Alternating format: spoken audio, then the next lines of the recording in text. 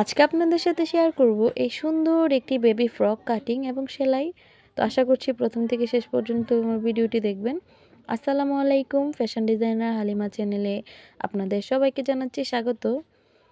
তো আজকের এই ড্রেসটি বানাতে আমার মোট কাপড় লেগেছে 2 গজ পরিমাণ কাপড়। যেহেতু এটা আমি 5 বছরের বাচ্চার জন্য তৈরি করছি, এখানে 2.5 হাত বহরের কাপড় আছে।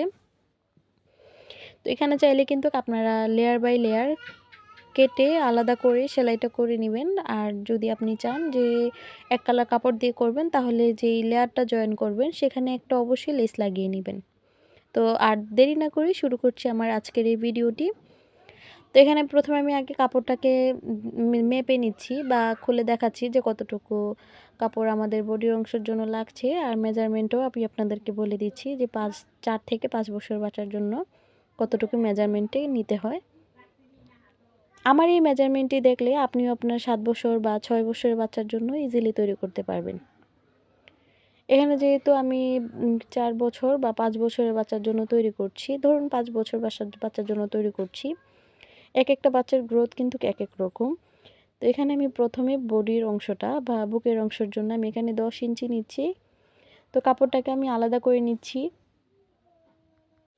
তারপর এখান থেকে আমাদের বাকি এক্সট্রা কাপড়টা আমরা কেটে ফেলে দিব। এটা হচ্ছে আমাদের সেলাইয়ের বাড়তি অংশ। আর যে আমি অংশটা রাখছি সেটা থেকে আমাদের গলার পট্টি বা বিভিন্ন কাজে আমরা জয়েন করে ফেলব। এখন আমরা যে বডির মাপটা সেটা আমি আপনাদেরকে বলে দিচ্ছি। এখানে আমি গলার জন্য নিয়েছি 2 ইঞ্চি বা 2.5 ইঞ্চি পরিমাণ। তো আপনি যদি সামনে হুক সিস্টেম না করেন বা পিছনে হুক সিস্টেম না দেন, তাহলে কিন্তু আপনি 3 ইঞ্চি দিবেন গলার পুরো রাউন্ডটাতে। কাঁধের জন্য আমি ব্যবহার করছি 3 ইঞ্চি, আর হাতার মোহরার জন্য ব্যবহার করছি 5 ইঞ্চি। আর বডির জন্য আমি ইউজ করছি এখানে 7 ইঞ্চি, আর কোমরের দিকটা আমি ব্যবহার করছি 6.5 ইঞ্চি। তো এভাবে আমি কাপড়টাকে কেটে নিব।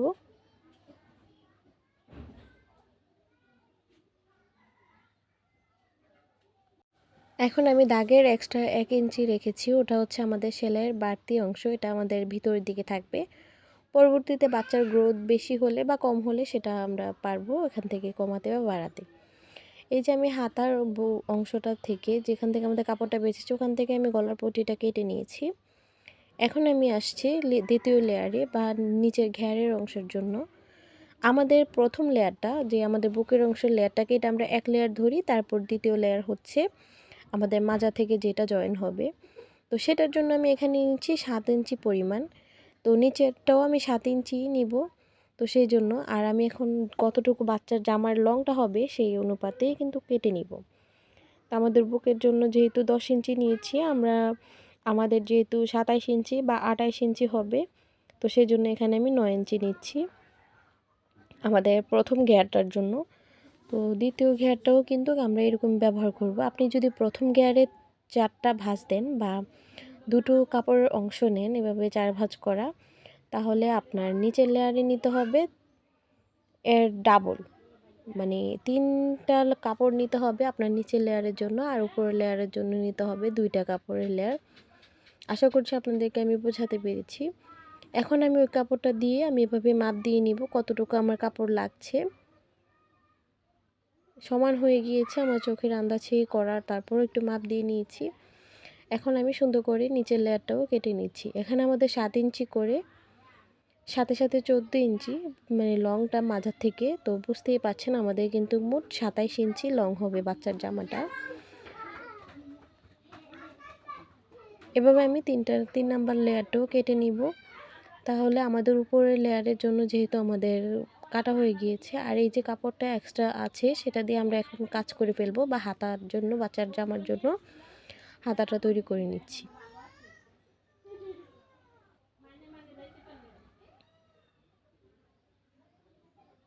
এখন আমি হাতার জন্য কিভাবে কাপড়টা নিচ্ছি সেটাও দেখিয়ে দিচ্ছি।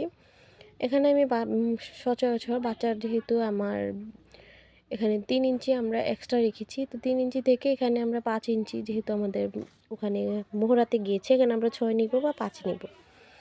এক্সট্রা থাকলে আমরা ওটাকে কুচি দিয়ে অ্যাডজাস্ট করে নিব। এখন আমি কেটে নিচ্ছি। আর হাতার লং আপনি আপনার বাচ্চার গ্রোথ অনুযায়ী কম বা বেশি করে নেবেন।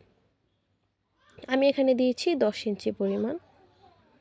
আমাদের ড্রেসটা কিন্তু কমপ্লিট। এখান থেকে আপনি চাইলে ফিতা দিতে পারেন। এখানে তারপর আমি একটু ফিতার জন্য কাপড় কেটে নিচ্ছি।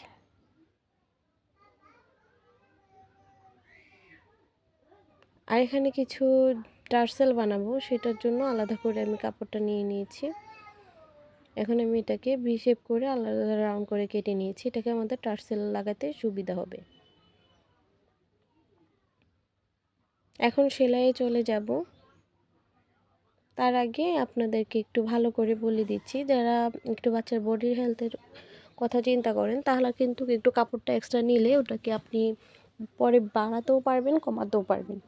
এখন আমি গলার অংশ যে পট্টিগুলো আছে সেগুলো সেলাই করে নিব।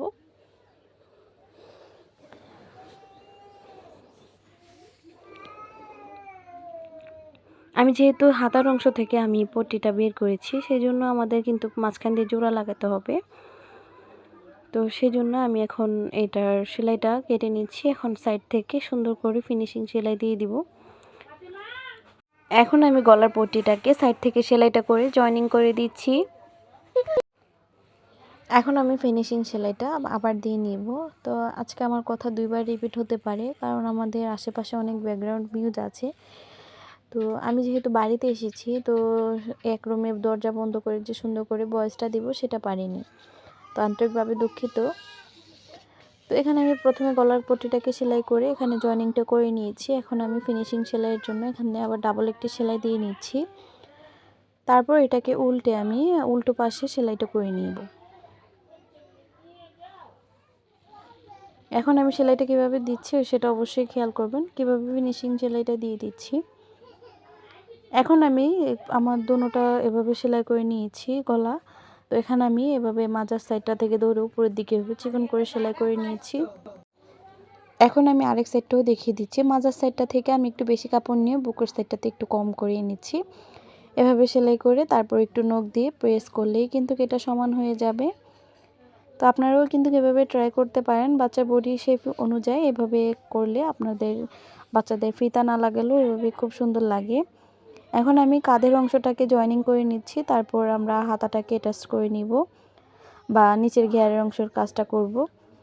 তো তার আগে আমি হাতার কাজটা করে নিচ্ছি। তো এখানে আমি চিকন করে সেলাইটা দিয়ে নিচ্ছি হাতার অংশের জন্য। এটা যেহেতু বাচ্চাদের হাতার জন্য আমি তৈরি করছি, এটা খুব সুন্দর লাগবে।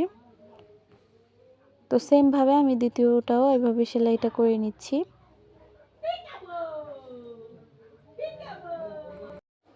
হাতা আমি দুটোটাই এভাবে সেলাইটা করে নিয়েছি। এখন আমি হাতাটা জয়েনিং করে নিব। এখানে আমাদের হাতাটা ট্রায়াঙ্গেল করে সেলাই করা ছিল। তো এখন আমি কাপড়টাকে একটু হালকা করে উপরের কাপড়টাকে একটু টান দিয়ে নিচ্ছি। এখন আমাদের একটা কুচি পড়বে, তো এইভাবে দিলাম। আবার এই সাইড থেকে আরেকটা কুচি দিয়েছি। অবশ্যই বুঝতে পারছেন, আপনাদেরকে আমি বোঝাতে পারছি কিনা আমি জানি না। এখানে আমি হাতার সেলাইটা করে নিয়েছি। সেমভাবে দুটোটা কাঁধের অংশ আমি এভাবে সেলাই করে নিয়েছি। এখন আমি হাতার পাশ থেকে জয়েনিং করে বডির অংশটাকে সেলাইটা করে নিয়েছি। এখন আমি দোনো সাইডটাকে সুন্দর করে বন্ধ করে নিব।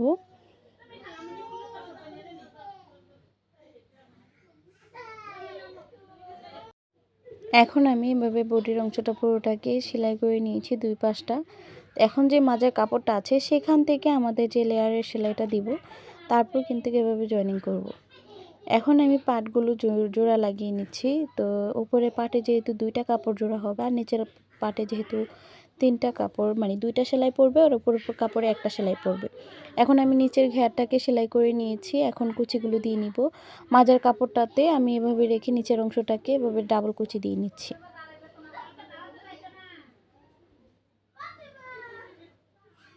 নিচের কাপড়ে কিন্তু আমাদের কোনো কুচি পড়েনি। এখন আমাদের যে নিচের কাপড়টাতে কুচি পড়েছে, মাঝের কাপড়টা আমরা সমান রেখেছি।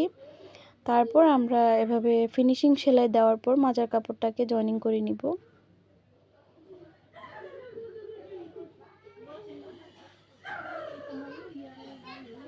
এখন আমি দেখতেই পাচ্ছেন কিভাবে সেলাইটা দিয়েছি। এখন ফিনিশিং সেলাইটা দিয়ে দিচ্ছি। এখানে আপনারা চাইলে লেসও ব্যবহার করতে পারেন। লেস ব্যবহার করলে আরও সুন্দর লাগবে। এখন আমি এটা মাজার কাপড়টাকেও সেলাইটা করে নিচ্ছি, তাহলে সুন্দর হবে। তারপর মাজার সেলাইটা দেওয়ার পর, মানে কুচিটা দেওয়ার পর সাইড থেকে বন্ধ করে আমাদের অবশ্যই মাজার যে কাপড়টা বুকের অংশের, তো সেটার সাথে মাপ দিয়ে তারপর কিন্তু ফিনিশিং সেলাইটা দিতে হবে।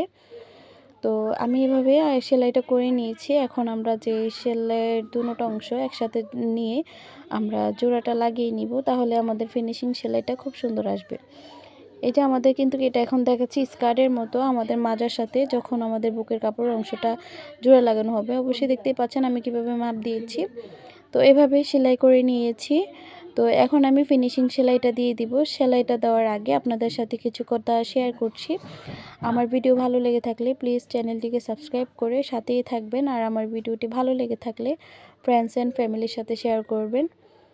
তো আজকের ভিডিওটা যদি ভালো লেগে থাকে অবশ্যই আমাকে কমেন্টে জানাবেন। আরও নিত্য নতুন ভিডিও পেতে আমার চ্যানেলটিকে সাবস্ক্রাইব করে সাথেই থাকবেন।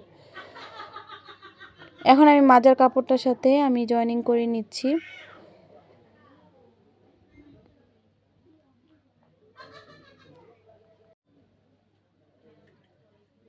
এখন আমি এইভাবে সেলাইটা দিয়ে নিচ্ছি।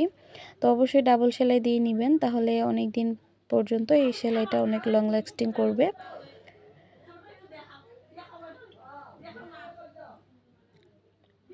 এ হচ্ছে যে আমার ফাইনাল লুক। আজকের মতো এখানে বিদায় নিচ্ছি। নিজে ভালো থাকবেন। আল্লাহ হাফেজ। আসসালামু আলাইকুম ওয়া রাহমাতুল্লাহি ওয়া বারাকাতুহু।